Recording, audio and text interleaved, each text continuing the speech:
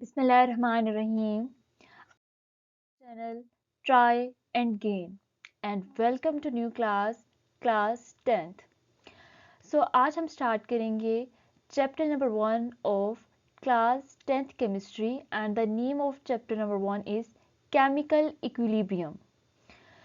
अगर मैं आपको सिंपल वर्ड्स में इक्विलिब्रियम को एक वर्ड में अगर मैं कहूँ ना कि आपको बताऊँ कि इक्विलिब्रियम क्या है, देन इक्विलिब्रियम इज बैलेंस। ठीक है, किस चीज़ का बैलेंस? इस कायनात की हर चीज़ का एक बैलेंस है। ठीक है, फॉर एग्जांपल अगर आप कहते हैं कि आप पानी पीते हैं, आपको पता है कि स्टार्ट से लेके अज़ल से लेके कितने लोग जो है वो आ रहे हैं।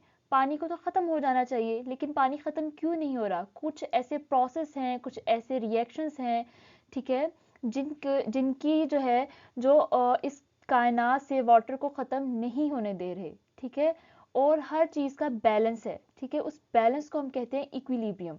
अगर इक्विलिब्रियम का मैं आपको सिनोनिम्स बताने की कोशिश करूं, then that will be balance.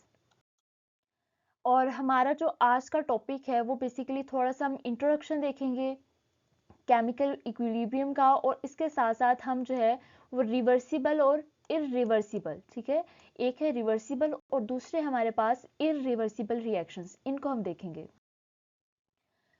Introduction में ये है कि इस कायनात में मुख्तलिफ तरह के जो है वो फिनोमेनास हो रहे हैं। हमारी एटमॉस्फेयर को ही अगर हम देख लें, इसकी एग्जांपल मैं आपको देती हूँ।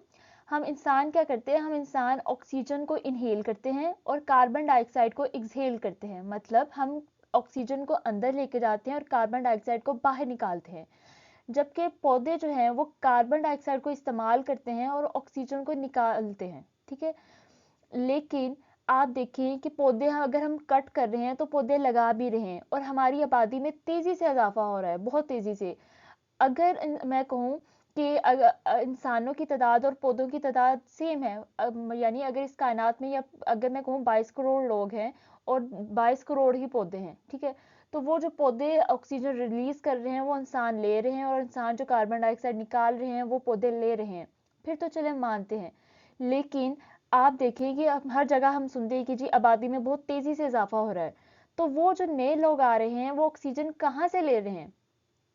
ये सोचने की बात है ना, वो कहाँ से ले रहे हैं? यानी इसका मतलब ये है कि कुछ ऐसे फिनोमेनास, कुछ ऐसी चीज़ हमारी इस कायनात में ज़रूर एग्जिस्ट करती है जिसकी वजह से हर चीज़ का बैलेंस है। ठीक है, और ये जो एक नेचुरल कुदरती प्रोसेस है, एक प्रोसेस कौन सा है इसको हम देखते हैं अभी। इसके बाद उन्होंने आपको बताया हुआ कि बहुत ज़्यादा जो many environmental systems depend for their existence on delicate equilibrium phenomena. Delicate का क्या मतलब होता है? डेलिकेट का मतलब होता है नाजुक। यानी ये जो सारा इन्वायरमेंटल सिस्टम है इस कायनात का, वो इक्विलिब्रियम के फिनोमेना पे डिपेंड करता है, and the phenomena of equilibrium is really very delicate. ये वाकई नाजुक है। नाजुक किस तरह से है? मतलब अगर ये इक्विलिब्रियम डिस्टर्ब होती है, ठीक है, यानी अगर इस ये जो बैलेंस मैं बता रही हूँ, अगर ये बैलेंस डिस्टर्ब होता है तो क्या होगा? इस बैलेंस के डिस्टर्ब होने से बहुत ज़्यादा जो है वो बुरे असरात मुरतब होंगे। इसकी एग्जांपल उन्होंने दी हुई है कि अगर ऐसा हो कि जो लेक में रहने वाली जितनी भी वाटर बॉडीज़ हैं, वाटर बॉडीज़ कौन सी होती हैं? जो किसी वाटर के अंदर जितनी भी जानदार चीज़ें हैं उनको हम कहते हैं water bodies.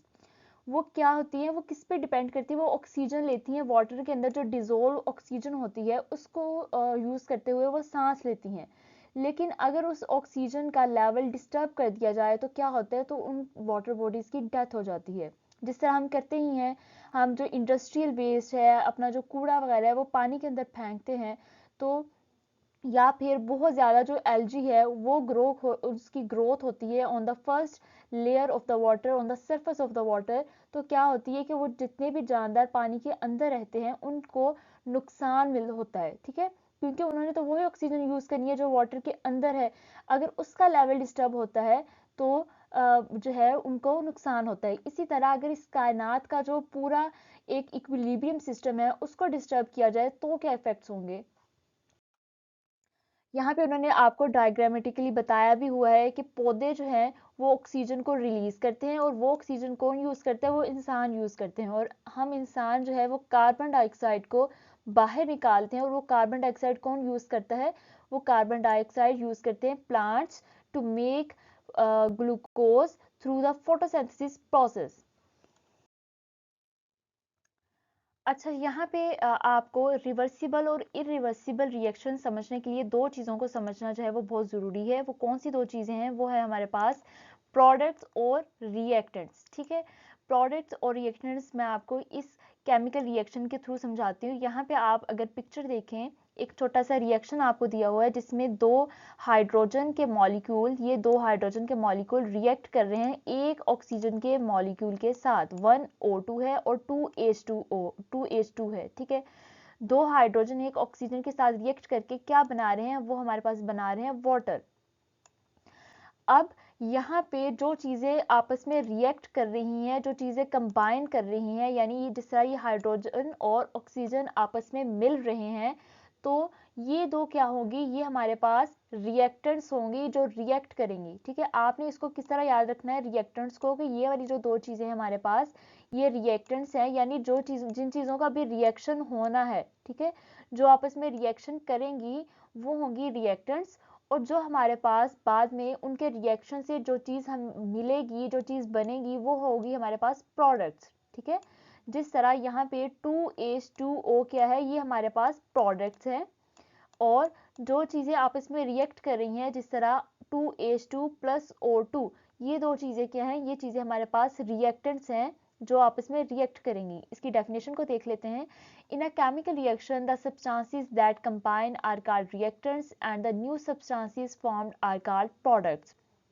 For example, when H2 and O2 react, combine या फिर रिएक्ट, तो वो उनको उन्होंने यहाँ पे बताया भी हुआ है कि वो क्या है? वो रिएक्टेंट्स हैं। दे फॉर्म H2O यानी कि वाटर, और वाटर क्या हमारे पास? वो है प्रोडक्ट। यानी जो चीज़ें मिल रही हैं, रिएक्ट कर रही हैं, कंबाइन कर रही हैं, that are the reactants, and the new one यानी जो चीज़ नई बन रही है वो, उसको हम कहेंगे प्रोडक्ट। इसके बाद हम देखते हैं इरिवर्सिबल रिएक्शन। इरिवर्सिबल एक ऐसा रिएक्शन होता है जो सिर्फ एक ही डायरेक्शन में चलता है। ठीक है, एक ही डायरेक्शन से चलने से मुराद ये है कि जो रिएक्टेंट्स हैं, जब वो आपस में रिएक्ट करके प्रोडक्ट बना देती हैं, तो प्रोडक्ट्स जो हैं वो दोबारा रिएक्टेंट में कन्वर्ट नहीं हो सकती। उस तरह की रिएक्शंस को हम कहते हैं इरिवर्सिबल रिएक्शंस, और उनका साइन एक ही तरह होता है, यानी उनका इस तरह का एरो होता है। ठीक है, यहाँ पे कुछ चीज़ें जो हैं वो आपस में रिएक्ट किया उन्होंने, कुछ चीज़ें जो थी उन्होंने, रिएक्टेंट ने आपस में रिएक्ट किया और एक हमारे पास प्रोडक्ट बना दी। और अब ये जो प्रोडक्ट है ये दोबारा रिएक्टेंट्स में कन्वर्ट नहीं हो सकती। सिर्फ रिएक्टेंट्स जो हैं वो प्रोडक्ट्स में कन्वर्ट हों तो उसको हम कहते हैं इरिवर्सिबल रिएक्शंस। ठीक है, most of the reaction in which the product do not recombine to form reactants are called irreversible reactions. They are supposed to complete, यानी एक ये वाला रिएक्शन जो है वो कंप्लीट हो गया है, और इसको हम शो करते हैं एक एरो का साइन। ये वाला जो एरो का साइन है, ये जो मैंने यहाँ पे लगाया भी हुआ है कि एक ही डायरेक्शन में एरो है, यानी ये चीज़ें जो हैं ये वाली चीज़ उन्होंने बना दी है। ठीक है, एक ही डायरेक्शन में जो होगा वो उसका एरो होगा, ये वाला। जिस तरह एक डायरेक्शन से मुराद ये है कि ये चीज़ें जो हैं ये अब इस चीज़ में कन्वर्ट हो चुकी हैं। एक एक तरफ जो है वो एरो लगा हुआ है। रिएक्टेंट्स और प्रोडक्ट के दरमियान जो एरो होगा वो एक ही तरफ होगा। तो उस तरह के रिएक्शंस को हम कहते हैं इरिवर्सिबल, जिनमें प्रोडक्ट्स जो है वो दोबारा रिएक्टेंट में कन्वर्ट नहीं होते। इसके बाद हम देखते हैं जी रिवर्सिबल रिएक्शन। री का मतलब क्या होता है? री का मतलब होता है अगेन या दोबारा। ठीक है, जहाँ पे री आर ई का वर्ड यूज हो जाए उसका मतलब होता है दोबारा। और जो हमने पीछे रिएक्शंस देखे थे वो थे इरिवर्सिबल, यानी आर आर ई, यानी जो री है यानी दोबारा जो है वो, उसके से पहले आई आर भी लगा हुआ था, यानी कि ये दोबारा नहीं हो सकते। लेकिन यहाँ पे सिर्फ स्टार्ट में आर ई लगा हुआ है, यानी ये दोबारा जो है वो हो सकते हैं। इसमें जो है वो प्रोडक्ट्स अगेन रिएक्टेंट्स में कन्वर्ट हो सकती हैं। तो उस तरह की रिएक्शंस को हम कहते हैं reversible reactions. Reactions in which the products can recombine to form reactants are called reversible reactions। यानी ऐसे reactions जिनमें products जो हैं वो आपस में मिलके दोबारा reactants में convert हो जाएं, उस तरह की reactions को हम कहते हैं reversible reactions। These reactions never go to completion। ये reactions कभी complete नहीं होते। इससे क्या मुराद है? इससे ये मतलब है कि अगर आप देखें, ये मैं कहूँ कि ये हमारे पास थी एक रिएक्टेंट, ठीक है, इसने ये हमारे पास प्रोडक्ट बना दी। अब रिएक्टेंट जो है वो प्रोडक्ट्स बना रही हैं और प्रोडक्ट्स जो है वो अगेन रिएक्टेंट बना रही हैं, फिर रिएक्टेंट्स जो है वो अगेन जो है वो प्रोडक्ट्स बना रही हैं और जो प्रोडक्ट्स हैं वो अगेन रिएक्टेंट्स बना रही हैं। तो ये मुकम्मल कब होगा? ऑब्वियसली ये रिएक्शन कभी मुकम्मल नहीं होगा जिसमें रिएक्टेंट्स प्रोडक्ट्स बना रही हैं, प्रोडक्ट्स रिएक्टेंट्स बना रही हैं। हाँ, ऐसा हो सकता है कि बल्कि ऐसा होता है कि यहाँ पे इक्विलिब्रियम यानी एक बैलेंस आ जाता है, यानी जितनी रिएक्टेंट्स जो है वो प्रोडक्ट्स में कन्वर्ट हो रही हैं उतनी ही प्रोडक्ट्स रिएक्टेंट्स में कन्वर्ट हो रही हैं। जिस रेट के साथ, जिस स्पीड के साथ रिएक्टेंट्स प्रोडक्ट्स में कन्वर्ट हो रही हैं, उसी स्पीड के साथ जो है, उसी रेट के साथ प्रोडक्ट्स रिएक्टेंट्स में कन्वर्ट्स हो रही हैं, और उस स्टेज को हम कहते हैं कि यहाँ पे इक्विलिब्रियम आ गया है। और एक और बात, जो रिवर्सिबल रिएक्शंस होते हैं उनके दरमियान इस तरह का डबल एरो लगता है, ठीक है। डबल एरो से मुराद ये है कि अगर आप इसको गौर से देखें तो इसमें जो है वो एक एरो इस साइड को है, आधा साइड, ठीक है, और आधी जो एरो की साइड है वो इधर को कंप्लीट हो रही है, ठीक है, इस तरह और इस तरह। यानी ये रिएक्शंस कभी कंप्लीट नहीं होते, इनकी दोनों तरफ जो है, दोनों अतराफ को इसका जो है वो एरो डिवाइड हुआ हुआ है। They are represented by a double arrow between the reactant and the products. These reactions proceed in both ways. Both का मतलब होता है दोनों, यानी ये जो reactions होते हैं ये दोनों तरफ होते हैं। They consist of two reactions, forward and reverse. Forward और reverse क्या है? जब रिएक्टेंट्स जो हैं वो प्रोडक्ट्स में कन्वर्ट हो रही होंगी तो उसको हम कहेंगे फॉरवर्ड। फॉरवर्ड का मतलब होता है आगे की तरफ। और जब प्रोडक्ट्स जो हैं वो रिएक्टेंट्स में कन्वर्ट हो रही होंगी तो उसको हम कहेंगे रिवर्स। री का मतलब क्या होता है? दोबारा, यानी जब प्रोडक्ट्स दोबारा रिएक्टेंट्स में कन्वर्ट होंगी तो उनको हम कहेंगे रिवर्स, यानी ये दोबारा रिएक्शन हो रहा है, ठीक है। एक दफ़ा रिएक्टेंट से स्टार्ट हुआ था, रिएक्टेंट से प्रोडक्ट बना दी, यानी ये आगे की तरफ चला, ये फॉरवर्ड हो गया। अब प्रोडक्ट्स हैं वो दोबारा रिएक्टेंट्स बना रही हैं, यानी ये बाद में हो रहा है और दोबारा वही वाली चीज़ बन रही है, तो इसको हम कहेंगे reverse reaction. So a reversible reaction is one which can be made to proceed in either direction depending upon the conditions.